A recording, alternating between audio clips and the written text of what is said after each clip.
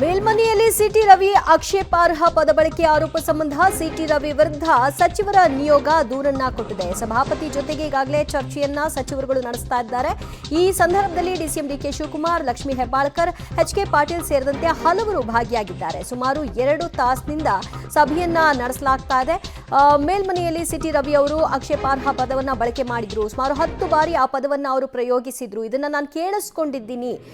ಈ ಬಗ್ಗೆ ದೂರನ್ನ ತೆಗೆದುಕೊಂಡು ಕ್ವಿಕ್ ಆಗಿ ಆಕ್ಷನ್ ತೆಗೆದುಕೊಳ್ಬೇಕು, ಅವರನ್ನ ವಜಾಗೊಳಿಸಬೇಕು ಅನ್ನುವಂತಹ ಬಿಗಿಪಟ್ಟನ್ನ ಈಗ ಸಚಿವರು ಹಿಡಿದಿದ್ದಾರೆ. ಈಗ ಸದ್ಯ ಸಭಾಪತಿಗಳು ಪರಿಶೀಲನೆಯನ್ನು ನಡೆಸ್ತಾ ಇದ್ದಾರೆ. ಸುಮಾರು 2 ಗಂಟೆಗಳಿಂದ ಈ ಒಂದು ಮೀಟಿಂಗ್ ನಡೀತಾ ಇದೆ. ಮೀಟಿಂಗ್ನ ಫೈನಲ್ ಔಟ್ಪುಟ್ ಏನಾಗುತ್ತೆ ಅನ್ನೋದು ಸದ್ಯದ ಕುತೂಹಲ. ಸಿಟಿ ರವಿ ಅವರು ನಾನು ಆ ರೀತಿಯ ಪದವನ್ನು ಬಳಕೆ ಮಾಡೇ ಇಲ್ಲ ಅಂತ ಕಡ್ಡಿ ತುಂಡಾದ ರೀತಿಯಲ್ಲಿ ಅವರು ಹೇಳ್ತಾ ಇದ್ದಾರೆ. ಅವ್ರ ವರ್ಷನು ಈ ಕಡೆ ಇಲ್ಲ, ಅವರು ಮಾತನಾಡಿದ್ದಾರೆ, ಅವರು 10 ಬಾರಿ ಹೇಳಿದ್ದಾರೆ, ನಾನು ಕೇಳಿಸ್ಕೊಂಡಿದ್ದೀನಿ ಅಂತ ಲಕ್ಷ್ಮೀ ಹೆಬ್ಬಾಳ್ಕರ್ ಅವರು. ಸೊ ಇದೆರಡರ ಸತ್ಯಾಸತ್ಯತೆಯನ್ನು ಬಹಿರಂಗಪಡಿಸಬೇಕಾಗಿರೋದು ಸಭಾಪತಿಗಳು. ಅಲ್ಲಿರುವಂತಹ ಫುಟೇಜ್ಗಳ ಆಧಾರದ ಮೇಲೆ ಅವರು ಆಡುವಂತಹ ಮಾತು ಹೌದೋ ಅಲ್ವೋ, ಅದು ಸ್ಪಷ್ಟವಾಗಿ ಕೇಳಿಸ್ತಾ ಇದೆಯೋ ಇಲ್ವೋ, ಇದರ ಬಗ್ಗೆ ನಿಖರತೆ ಸಿಗಬೇಕಿದೆ. ಮತ್ತಷ್ಟು ಮಾಹಿತಿ ಪಡೆಯೋಣ ನಮ್ಮ ಪ್ರತಿನಿಧಿ ಶ್ರೀನಿವಾಸರಿಂದ. ಶ್ರೀನಿವಾಸ್, ಸದ್ಯ 2 ಗಂಟೆಗಳಿಂದ ಈ ಮೀಟಿಂಗ್ ನಡೀತಾ ಇದೆ. ಈ ಮೀಟಿಂಗ್ನಲ್ಲಿ ಯಾರೆಲ್ಲ ಭಾಗಿಯಾಗಿದ್ದಾರೆ, ಏನು ಕನ್ಕ್ಲೂಷನ್ಗೆ ಬರಬಹುದು ಅಂತ ಕಾಣಿಸ್ತಾ ಇದೆ? ಇಲ್ಲೇ ವಿಡಿಯೋ ಪರಿಶೀಲನೆಯನ್ನು ಮಾಡಲಾಗ್ತಿದೆಯಾ?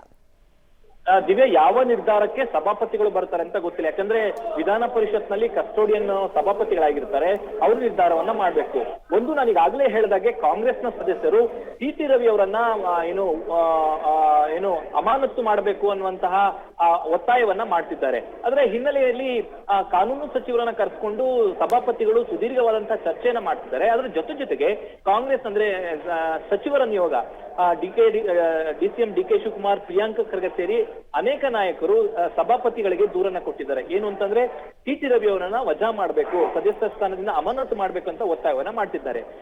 ಸಭಾಪತಿಗಳು ಕೂಡ ಏಕಾಏಕಿಯಾಗಿ ನಿರ್ಧಾರ ತೆಗೆದುಕೊಳ್ಳೋದಕ್ಕೆ ಬರೋದಿಲ್ಲ. ಯಾಕಂದ್ರೆ ಎಲ್ಲದಕ್ಕೂ ಸಾಕ್ಷ್ಯ ಆಧಾರಗಳು ಬೇಕಾಗುತ್ತೆ.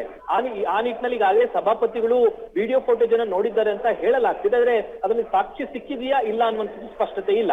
ಹಾಗಾಗಿ ಸಭಾಪತಿಗಳು ಇನ್ನು ಸ್ವಲ್ಪದಲ್ಲಿ ಪ್ರಾರಂಭ ಆಗುತ್ತೆ ಕಲಾಪ, ಅಲ್ಲಿ ಯಾವ ನಿರ್ಧಾರಗಳನ್ನ ತೆಗೆದುಕೊಳ್ಬೇಕು ಅನ್ನುವಂಥದ್ದನ್ನ ತೀರ್ಮಾನ ಮಾಡ್ತಾರೆ. ಅದೇ ಕಾಂಗ್ರೆಸ್ನಿಂದ ಮತ್ತೆ ಕಾಂಗ್ರೆಸ್ನ ಸದಸ್ಯರು ಮಾತ್ರ ಸಿಟಿ ರವಿ ಅವರನ್ನ ವಜಾ ಮಾಡಬೇಕು ಅನ್ನುವಂತಹ ಒತ್ತಾಯವನ್ನ ಮಾಡ್ತಿರುವಂತದ್ದು. ಅಂತಿಮವಾಗಿ ಸ್ಪೀಕರ್ ಯಾವ ನಿಲುವನ್ನ ತೆಗೆದುಕೊಳ್ತಾರೆ ಅನ್ನುವಂಥದ್ದನ್ನ ಕಾದ್ ನೋಡ್ಬೇಕಾಗುತ್ತೆ. ಓಕೆ, ಥ್ಯಾಂಕ್ ಯು ಶ್ರೀನಿವಾಸ್ ನಿಮ್ಮೆಲ್ಲ ಮಾಹಿತಿಗೆ.